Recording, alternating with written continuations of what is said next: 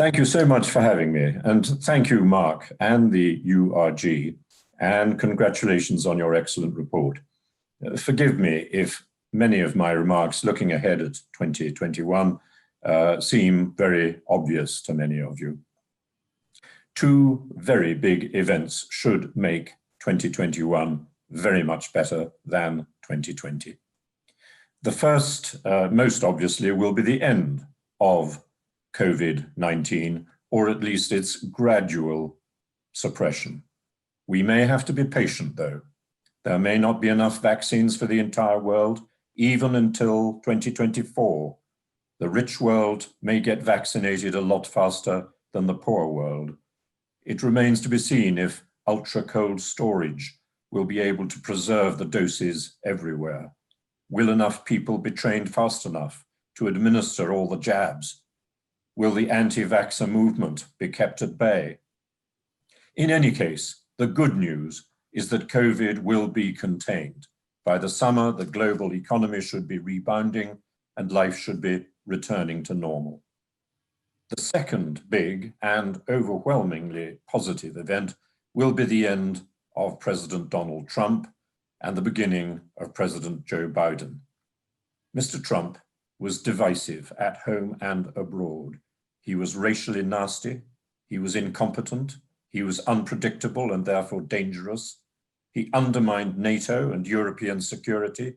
He was negligent towards Africa, among other places. He cared nothing for human rights.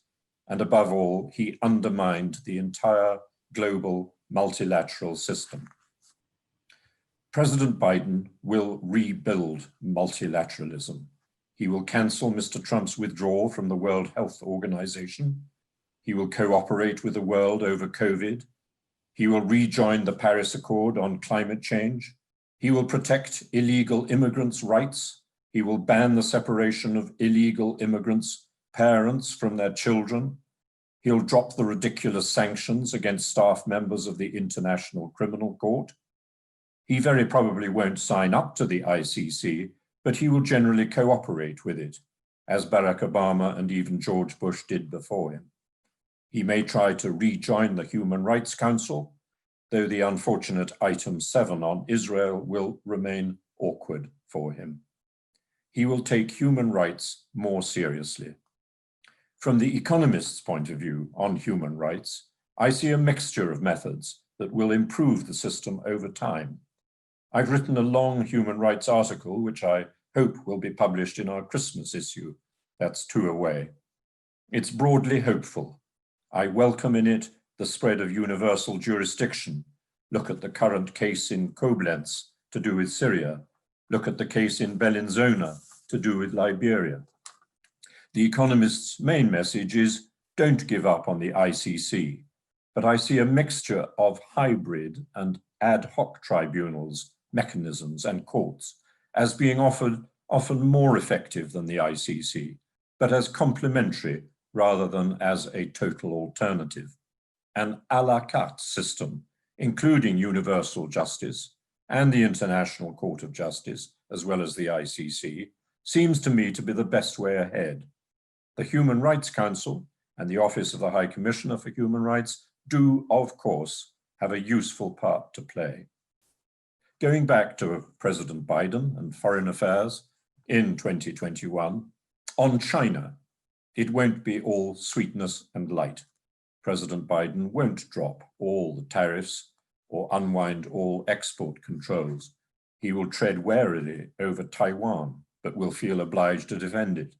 He may re-sign the Trans-Pacific Partnership Agreement that Mr. Trump withdrew from.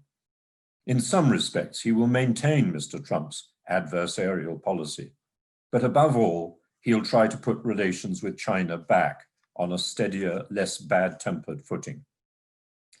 On Russia, he may take a firmer line than his predecessor did. In the Middle East, he won't immediately get involved in the Israel-Palestine problem, but he will edge back from Mr. Trump's one-sided, ultra-pro-Israeli line. On Iran, he will want to re-sign the JCPOA deal, but he may first try to squeeze concessions out of the Ayatollahs, which will be no easy task.